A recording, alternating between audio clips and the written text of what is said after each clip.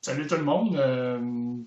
Aujourd'hui, je vais vous parler du sujet pourquoi que Jésus n'a jamais bu de vin alcoolisé, selon mon opinion et selon ce que la parole de Dieu dit.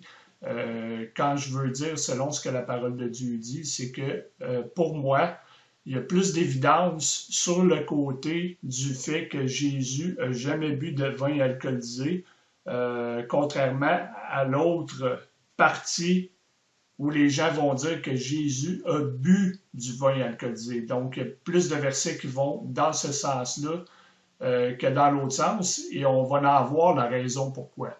Parlant de vin alcoolisé et de vin non alcoolisé qui est le jus de raisin, si vous n'avez pas vu ma dernière vidéo, je vous inviterai à voir ma dernière vidéo sur l'arbre de la connaissance du bien et du mal, qui est le raisin, c'est pas la pomme, c'est le raisin. Et si vous n'avez pas souscrit à ce channel YouTube, je vous inviterai à souscrire. Si vous aimez les vidéos, si vous n'aimez pas les vidéos, évidemment, souscrivez pas.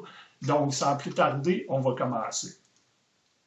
Donc, dans Marc chapitre 15, verset 23, ça c'était à la mort de Christ lorsqu'il était à la croix, et ils lui donnèrent à boire du vin mélangé de myrrhe, mais il ne le prit pas. Ce qui est intéressant dans le passage, c'est que Jésus-Christ n'a pas pris le vin, n'a pas bu du vin. Vous ne verrez à aucun endroit dans la Bible où que Jésus a bu du vin, même aux noces de Cana. Même aux noces de Cana, il n'y a pas de verset où que vous allez voir clairement que Jésus a pris du vin.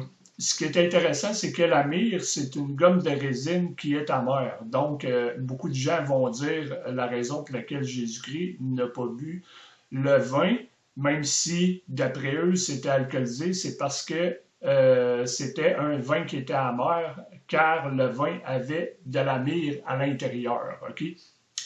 Mais, selon ce que la parole de Dieu dit, selon moi, le vin Jésus-Christ ne l'a pas pris parce que c'était probablement aussi du vin alcoolisé. Il voulait le faire pécher avant sa mort. Il voulait le faire pécher avant sa mort et on va le voir plus loin que dans la parole de Dieu, il y a deux sortes de vin.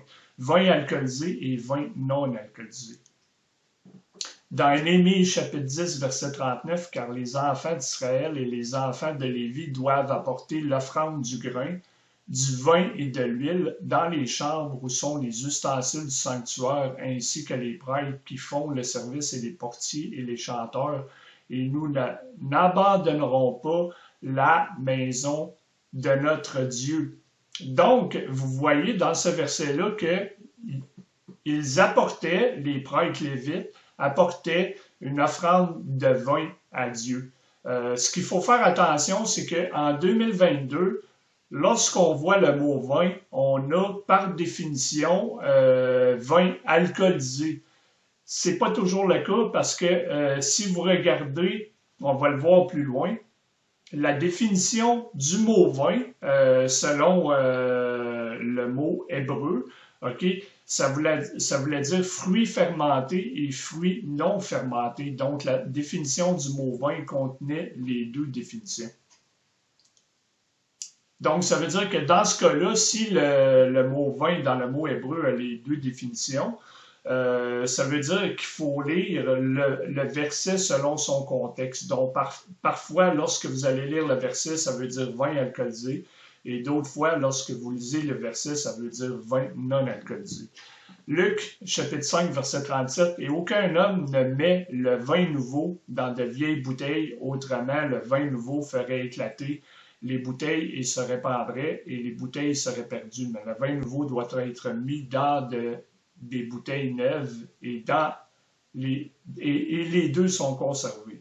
Aussi, aucun homme qui, ayant bu du vieux vin, veille aussitôt du nouveau, car il dit le vieux est meilleur. Le vieux est meilleur. Ce que je veux dire par là, c'est que dans ce verset-là, vous allez voir, il y a une distinction entre deux sortes de vin. Il y a une distinction entre deux sortes de vin.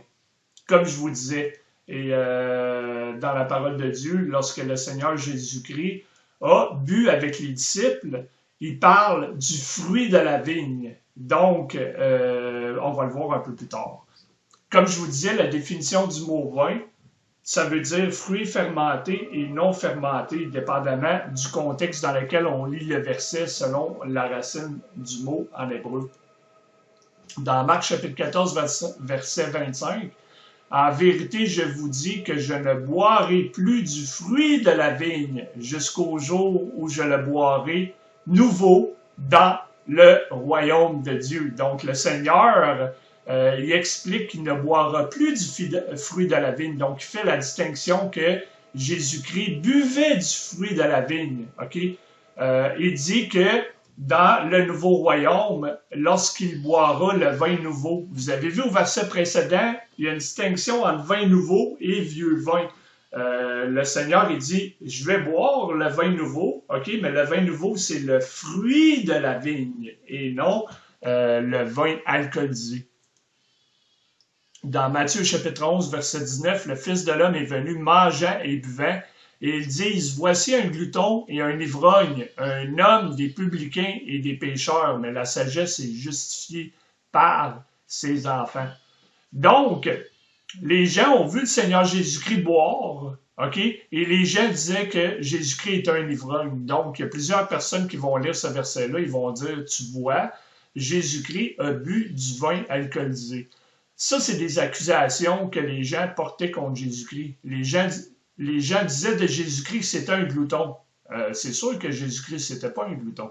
Donc, si Jésus-Christ, c'était pas un glouton, c'était pas un ivrogne aussi. Donc, tu peux boire du jus de raisin et les gens peuvent penser que parce que tu bois du jus de raisin, tu es en train de boire de l'alcool. Parce que peut-être que Jésus-Christ était en train de boire du jus de raisin et les autres autour de lui étaient en train de boire de l'alcool lorsque les gens invitaient le Seigneur Jésus-Christ chez eux. Et les gens s'imaginaient que Jésus-Christ était un ivrogne.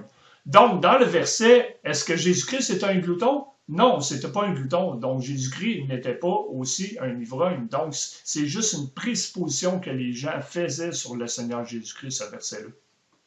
Dans Luc chapitre 1, verset 15, « Car il sera grand à la vue du Seigneur, en parlant de Jean-Baptiste, il ne boira ni vin, ni boisson forte, il sera rempli de l'Esprit Saint dès même l'utérus de sa mère. » Donc, Jean-Baptiste, c'est un cas particulier.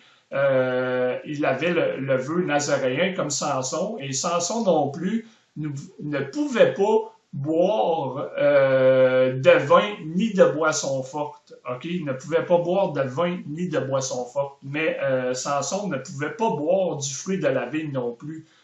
Jean-Baptiste, je crois qu'il ne pouvait pas boire du fruit de la vigne non plus, mais mon point par rapport à ça, c'est que oui, Jésus-Christ a bu du fruit de la vigne, mais si Jean-Baptiste ne devait pas boire de boisson forte ni de vin, qui était probablement dans le contexte du jus de raisin, mais dans le contexte-ci, Luc chapitre 1, verset 15, on voit que la parole de Dieu dit que Jean-Baptiste ne devait pas boire de boissons fortes qui sont des boissons alcoolisées. Vous pouvez être certain que Jésus-Christ n'a pas bu de boissons alcoolisées. Il était encore meilleur que Jean-Baptiste lui-même. Dans Deutéronome, chapitre 32, verset 32, on va voir ici une distinction super importante, car leur vigne, en parlant de la vigne avec des raisins, et de la vigne de Sodome et des champs de Gomorre, leurs grappes sont des grappes de fiel, leurs raisins sont amers, leur vin est le poison de dragon et le cruel venin d'aspic. Donc ce verset-là fait une distinction parce que si vous lisez le verset précédent, ça va dire « leur rocher n'est pas notre rocher ». Donc il y a une distinction entre leur rocher, ok?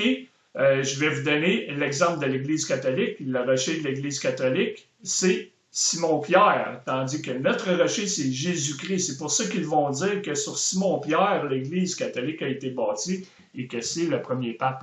Donc, leur vin, c'est un vin aussi qui est alcoolisé. Okay? C'est un poison de dragon. C'est comparé comme des grappes de fiel, des raisins qui sont amers. Donc, c'est une description parfaite du vin alcoolisé dans ce verset-là.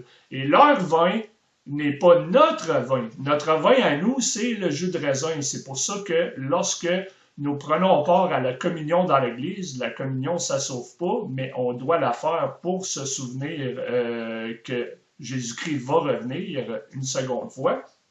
Notre vin n'est pas des grappes de fiel. Notre vin n'est pas amer. Leur vin est amer. Leur vin est alcoolisé, mais notre vin n'est pas alcoolisé. Donc, vous pouvez être sûr et certain que le Seigneur Jésus-Christ n'a jamais bu de ce vin-là. Mais il a bu du fruit de la vigne, comme le verset nous le dit. Dans Ésaïe chapitre 65, verset 8, ainsi dit le Seigneur, comme le vin nouveau est trouvé dans la grappe et qu'on dit ne le détruis pas, car il y a une bénédiction en elle, ainsi ferai-je à cause de mes serviteurs, afin que je ne les détruise pas tous. Donc, dans Ésaïe chapitre 65, verset 8, la parole de Dieu nous dit que le vin nouveau est trouvé à l'intérieur de la grappe. Donc, comme vous voyez, encore une fois, la Bible définit ses propres termes et la Bible définit le fait que le fruit de la vigne peut aussi être du vin qui est non alcoolisé. Okay? Il peut être alcoolisé si le fruit est évidemment fermenté, mais comme Deutéronome nous l'a montré, leur vin n'est pas notre vin. Donc, leur vin a du fiel, leur vin est amer, leur vin est fermenté, et notre vin à nous n'est pas fermenté. Donc, dans Marc chapitre 14, verset 25, « En vérité, je vous dis que je ne boirai plus du fruit de la vigne jusqu'au jour où je le boirai nouveau dans le royaume de Dieu. » Donc, le Seigneur Jésus-Christ a fait très attention de spécifier qu'il avait déjà bu du fruit de la vigne, qui est le jus de raisin, et qu'il n'en boirait plus jusqu'au jour où il le boira de nouveau avec nous dans le royaume de Dieu. Donc, il a été très clair qu'il n'a pas bu, qu'il a bu du jus de raisin, mais que c'était pas du vin alcoolisé. C'est pour ça qu'il le spécifie dans ce verset-là. Et c'est pour ça, probablement, qu'il ne l'a pas bu à la croix lorsqu'ils lui ont offert du vin avec de la myrrhe. Okay? Parce que, premièrement, la myrrhe, c'était amer. Et deuxièmement, parce que c'était probablement du vin qui était alcoolisé, donc Jésus-Christ voulait ne pas pécher en buvant le vin.